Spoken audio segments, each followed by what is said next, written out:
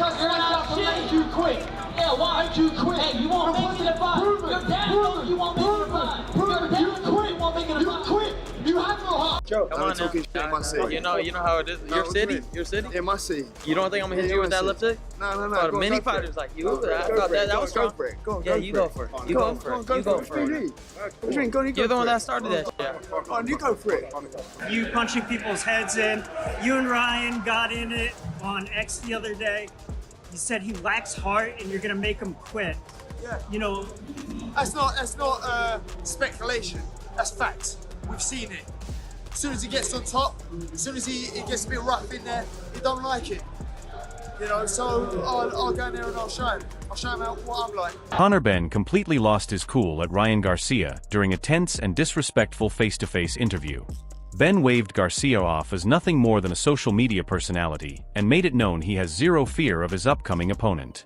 Things escalated rapidly as both men went back and forth with sharp words, turning the pre-fight atmosphere into something genuinely explosive. He's like a big child, he's like a spoiled brat, throws his toys out of the pram on social media, throwing little tantrums.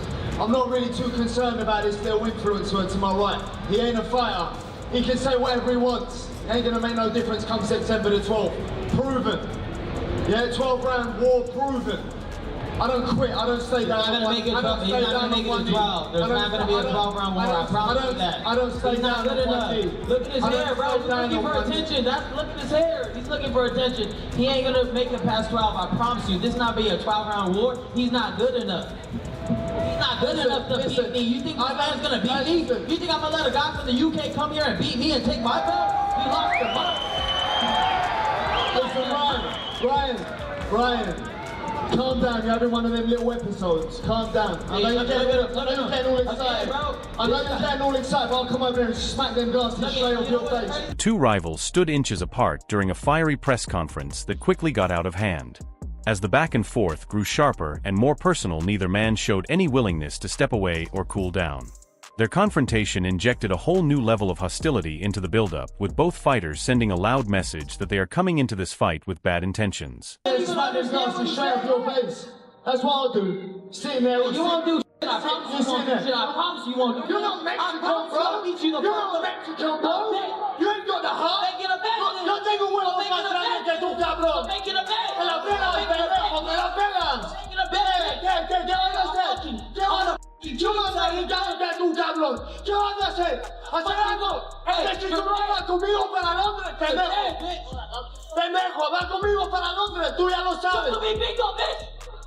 Things got very real very fast during the face-to-face interview, as neither fighter held anything back. Benn pointed to himself and declared he goes 12 rounds, does not quit, and does not drop to one knee, a clear dig at Garcia's knockdown against Gervonta Davis in 2023. Garcia hit back immediately, saying Benn would never see the final bell because he simply is not good enough to last that long. He also questioned how anyone could think a fighter from the UK would come to America and take his belt away from him. Benn kept pushing, telling Garcia to wait until he beats him up and makes him give up, accusing him of having no real heart and questioning his Mexican identity. The hostility then spilled over onto social media, where Benn fired the opening shot, calling Garcia out publicly and stating he talks far too much. Garcia responded by saying he already told Benn face to face that he lacks the skill level to beat him, and that the lesson he is about to learn is what happens when someone rushes into a fight they are simply not prepared for. Let you go in a second, but just curious, Shakur, Ryan Garcia, Conor Benn, Ryan Garcia, they're all kind of like, you know, circling each other right now. It seems like right now, it seems like Ryan versus Conor. That's what it seems like. How do you think that fight goes? I think that's a good fight. I think, of course, Ryan got the experience, but I think Conor got the size and the power, and I think that it's going to be an interesting fight moving forward. Okay. Do you have a pick? I'm going to go with Conor. Really? Go with Conor. For real? I think you're going to upset him. Wow. Yeah. Not a lot of people picking Conor. I'm going to pick him just because. Just I'm going to go out there. All right. Tony Bellew and Josh Taylor sat down to pick apart the Garcia versus Benn matchup and examine whether Benn is actually ready for a fight this big. Bellew gave Benn some credit off the back of his recent showing, noting that the British fighter has been competing at 160 pounds before having to strip all the way down to 147. He pointed out that dropping around 10 pounds of muscle is no small thing for a fighter's body, and that Ben needs room to readjust before he can perform at his peak again. That said, Bellew still was not convinced Ben is operating at the same level as Garcia right now. He raised questions about whether Ben truly deserves this fight on merit alone, and suggested that commercial reasons are doing a lot of the heavy lifting in making this matchup happen. And it's far better than people think, but he's what I will say to you is he's not shown he's at Ryan Garcia's level. That's one thing. That's what. That's yeah. I don't think he's shown that he's worthy of a fight of that magnitude. Other than massive revenue and massive sort of commercially, but he has done well and he has improved a hell of a lot. Like I genuinely think he has improved a lot. But then going off that last performance against Prograis, I thought, wow, he did look like a different fighter. I thought it was terrible. But then I got to say, he got to give him benefit of the doubt as well. He's been up at 160. He's had to then come back down to 147. I think he weighed at 149 or maybe something like that, 150. But again, it's taken that 10 kilos of, or 10 pounds of muscle off, and that has an effect on your body. You've got to give your body time to adjust to pulling that off and be able to. The conversation then moved toward Garcia's unpredictability as a fighter. Bellew's view was that if both men show up at their very best, Garcia should be considered the obvious pick to win. The catch, however, is that Garcia is hard to predict because the version of him that shows up on the night can change everything. The analysts also took time to acknowledge Ben's genuine strengths, particularly his fitness level, his ability to press forward, and his capacity to maintain a strong pace over the full 12 rounds. Recent performances have also shown a more disciplined side of Ben and a willingness to stick to a strategy, which makes him a real problem if Garcia walks in anything less than sharp. If I got to the final, I become not only a world champion. If I get to the final, I get the chance to become a unified world. Duke McKenzie raised serious doubts about whether Conor Benn can find a way to succeed against Ryan Garcia, especially with the weight issue hanging over him. McKenzie brought up the fact that Ben has been away from the 147-pound limit for 4 years and suggested that struggling through a weight cut could strip away energy and performance on fight night. He also made the point that Garcia has noticeably grown as a champion, picking up valuable experience by competing against higher-quality opponents. While Garcia has not been perfect, McKenzie highlighted that the fighters he has gone up against are a step above the competition Ben has beaten throughout his career. Has not boxed at 147 for 4 years, and when you're trying to make weight and you have to drag to make weight, takes away your A game. Even his A game, I'm not so sure would beat Ryan Garcia, because Garcia is a much improved champion now. Since getting that belt wrapped around his waist, I think he's a much improved champion. He's mixed at higher level. All right, he hasn't won all of his fights, Garcia, but he's beaten some quality fighters that are much better than Conor Benn. I mean, Conor's done a great job in terms of A, getting paid, and B, talking himself into a world title fight. I don't know who does that. I don't know who's done that previously, but he's managed to do it. Now, for him to beat Ryan Garcia, it will take more than just. It's going to take more than just boxing skill, and it's going to take more than just a big punch. I don't think Conor Benn's going to be physically strong enough, because I think he'd be weight drained. I'm not making excuses for him, you understand, but I think he'd be weight drained before the fight, because I think they don't have a weight stipulation where they can put on as much as they want after the... Spencer Oliver raised a straightforward question about why Ben is still pushing to fight at 147 pounds, given how much difficulty the weight cut clearly causes him. He highlighted that Ben has not competed at that limit for 4 years and put forward the opinion that the financial reward of this fight is the driving force behind the decision. Oliver also brought up Ben's performance against Regis Prograis, where he came in around 150 pounds and looked notably less powerful than he did against Chris Eubank Jr. at 160.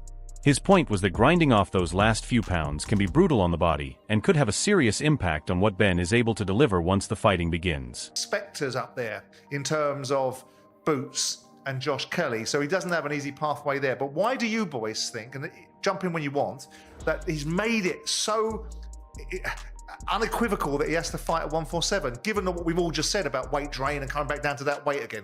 Because the opportunity was there at 147. He was made WBC #1 and he was mandatory there, even though he hadn't made the weight, as Duke said, for 4 years, which was absolutely absurd. But the opportunity was there, the big payday is there, and in Conor Benn's head, he'll be saying, yeah, I can still make 147. But I'm with Duke. The reality is he made 150 against Regis Prograis. The punch power had clearly left him down at 150 to what it was against Chris Eubank at 160. And, you know, I think dropping that last 3 pounds, as you guys know, making weight and how difficult that is, that last 3 pounds to the normal guy is like losing 3 stone. And it will take a lot out of him. The reality is, I think we saw against Regis Prograis, 147 is going to be difficult. Wade Plemon took a wider look at the Garcia versus Benn rivalry, arguing that the bad blood between them has been building for far longer than the current fight announcement might suggest. He pointed all the way back to the Ring Magazine Awards in January 2025, where the two fighters were already throwing playful but clearly competitive comments at each other. There was no fight on the table at that point, but Benn's confrontational nature was already showing itself plainly. Plemon described Benn as someone who never seems fully relaxed around other fighters and is always hovering close to a flashpoint. He believes Garcia is fully aware of how Benn is wired and may be deliberately poking at him to trigger an emotional reaction. Garcia winning this fight, I do think that he's on a different level. But again, a rivalry creates the best in both fighters. And with Conor Benn, he will, I think, fight up to his level of competition, which will make him dangerous. Again, we'll see what the power is at 147, but Ryan's been hit on the chin, been dropped. There is something there. They're both power punchers. I do think it fits Ryan's style that Conor is so, you know, fast twitch, and he has to do all these massive, exaggerated movements behind his jab and his right hand. It leaves openings for the quick left hook from Ryan and the right hand from Ryan. But I think all this plays right into what Ryan wants. Ryan wants him to get emotional. Ryan wants him to come after him so he can get on that back foot, throw that. Discussion then turned to how Garcia carried himself at the press conference. Plemon's read was that Garcia is playing a mental game with Benn, trying to get inside his head and push him into reacting emotionally rather than thinking clearly. He drew a comparison to the bad blood that surrounded Benn's previous rivalry with Chris Eubank Jr., where the heated back and forth seemed to affect the emotional balance between the two fighters. Plemon questioned whether Garcia is deliberately recreating that same dynamic with Benn by continuously provoking him in the weeks leading up to the fight. The rivalry is taking on a very personal edge now, which only makes their eventual meeting inside the ring feel more significant. And really cares about that anymore. I think it really messed with him as a kid, or, you know, as he was coming up in boxing, that he wasn't Mexican enough. But this is on Mexican Independence Day. Maybe Conor Benn can go full on wear, you know, do the Floyd Mayweather thing and wear the Mexican flag, and I'm here fighting for the Mexican people. That might get Conor a bit of a cheer. That might get him a bit more of some fans, because right now it seems like everybody's rooting against Conor, which seems like that happens in most of his fights. But it also might get under Ryan's skin if he goes that route. Really play into the fact that Ryan's not a true Mexican, that he doesn't speak Spanish, that he has no heritage in that he's one of these American talking, you know, social media fighters that ain't really about it. He's kind of doing that.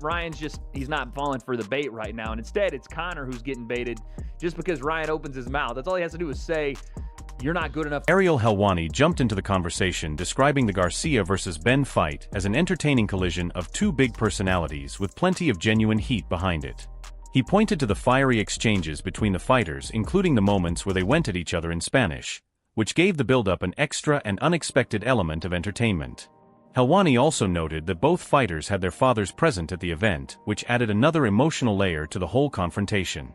While he acknowledged that Garcia could have chosen opponents with stronger resumes for a WBC welterweight title defense, he argued that Benn brings something genuinely different to the table. The crowd was great. This is the type of fight that you can bring to a Fanatics Fest type of crowd, and they'd be into it.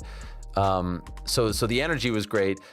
Conor Benn busting out the Spanish was a nice little wrinkle. He spends a lot of time in Spain. His Spanish is great, by the way, and I don't know if Ryan speaks Spanish fluently like Conor does, but clearly Conor can hang, so that was fun. The two fathers being up there as well. Henry Garcia kind of got into the shot there, and you could tell Dana didn't love that. He was trying to get him to move away. All good. Nigel Benn there as well. Listen, is it the purest fights, the purest fight fans fight? Maybe not. Are there other people that you would want to see Ryan fight against as far as like a WBC welterweight title defense? Yeah, sure. But This is a fun fight, man. This is a fun fight. It's great for Mexican Independence Day weekend. It's going to be interesting how the UFC is going to do with Noche UFC. I suspect they'll put Noche earlier in the day. Helwani's point was that Ben may not rank among the very elite of the welterweight division when you line up all the available names. But what he brings in terms of raw energy, aggression, and pure willingness to get involved makes this fight appealing in a completely different way. With both fighters known for stepping on the gas and making things happen, the matchup promises action from the very first round. Boxers than Conor Benn that I would rather see Ryan Garcia fight, but as far as like matching his intensity, matching his energy, and Conor Benn is not a top tier boxer of the level that some of these guys that are, the conversation is happening around. But as far as bringing the fight, as far as excitement, as far as energy, like Conor Benn is all of that. And so I love Garcia versus Benn. It's also the fraud check, right? Like in terms of when Conor Benn signed for Zuffa, the talk from the UK, I remember Dave Allen was on TalkSport and he was like, this guy is the best match fighter of all time. Like, this feels like, okay, well, he's not going to be able to hide in there against Ryan Garcia. No. This is going to be an absolute check of his skill. And a lot of people feel like, with the likes of Pro Gray and even the Eubank fights, he was always put in the favourable position. So very interested to see how it goes, just in terms of the fight as well as all this stuff. And there's also a lot of questions about the actual fight itself. Conor didn't look great in his last fight. Ryan looked amazing. Prior to that, Ryan didn't look great. Conor looked amazing. And so it feels very Jekyll and Hyde-ish. I'm very curious to see who... Simon Jordan gave a no-nonsense take on the fight, zeroing in on the real dangers Ben could be walking into against Garcia. Jordan questioned whether Ben is truly equipped to handle the level of opponent standing across from him and suggested Garcia's ability could expose him in ways that become very hard to recover from. The conversation touched on the gap in experience and overall quality between the two fighters while also accepting that Ben's physicality and competitive spirit mean he is capable of making things uncomfortable. Jordan's straight-talking assessment added another sharp angle to the pre-fight story, especially as the debate over Ben's real chances continues to grow. If you enjoyed this breakdown, make sure to hit that like button, subscribe, and ring the notification bell so you never miss our upcoming videos. Thanks for watching, and we will see you in the next one.